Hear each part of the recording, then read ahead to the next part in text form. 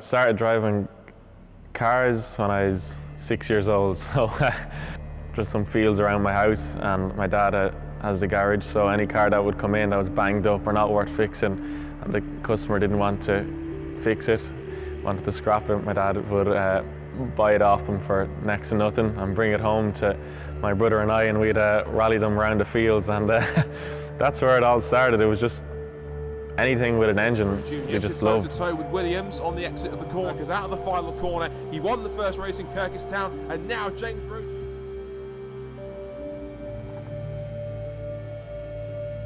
I was coming out here and watching and watching and watching. I kept nagging my dad and then my uncle saying I want to get race, and eventually they turned around and said, well look, if you can get the money together to get your first car, we'll run it for you for the year. So I saved up and put everything together, from communion, confirmation money from working in the family business, and then bought my first car and went from there. I've been racing now 5 years, but thankfully things have progressed pretty quickly.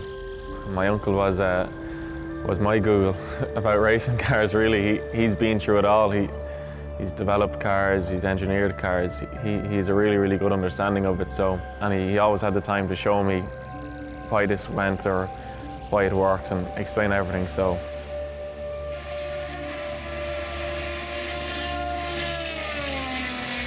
just I heard dribs and drabs, but I never really knew the whole picture of how successful he really was until I started racing. And I just noticed when I was coming to tracks that all these people were coming around and saying, geez, Michael, it's great to see you back at the track, because it was 15 years since he was at a racetrack. And yeah, it was remarkable, you know. He, like me, started off here and went to a world level, you know. He was racing all over the world, racing Le Mans, Japan, IndyCar, Indy 500, Konami.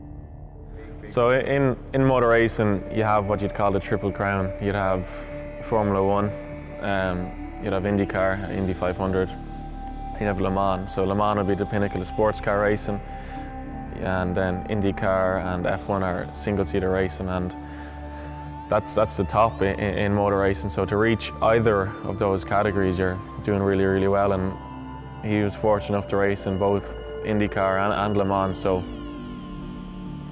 he, as I said, raced in the Indy 500 and had offers from Turl to race in F1 and turned it down. So there's a lot of knowledge there, you know. For me, I think the breakthrough, if you want to phrase it that way, was going to America by myself last year as a 19-year-old, completely on my own. Arrived over to Chicago with 2 bags, and I had a team to go to, obviously, but I arrived over there and by myself I said, geez, this is real now, you know. I'm on my own, I've got to figure things out here. There's no one with me.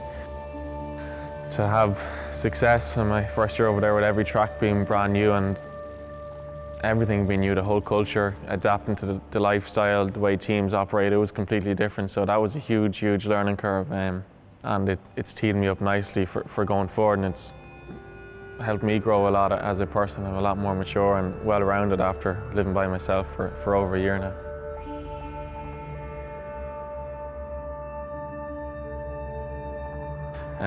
It's a championship that supports IndyCar, just like this car here, all over North America. We support them at the majority of their race weekends, and there's over 100,000 spectators at each event, so you can imagine the footfall of an audience that you have. It's a huge, huge, huge marketplace, and the ultimate goal is to have a fully paid long-term career, and whatever that may be, we'll see, but the dream for sure is IndyCar, and one day win the Indy 500. That'll be my biggest dream, and let's work towards that, and whatever happens, happens.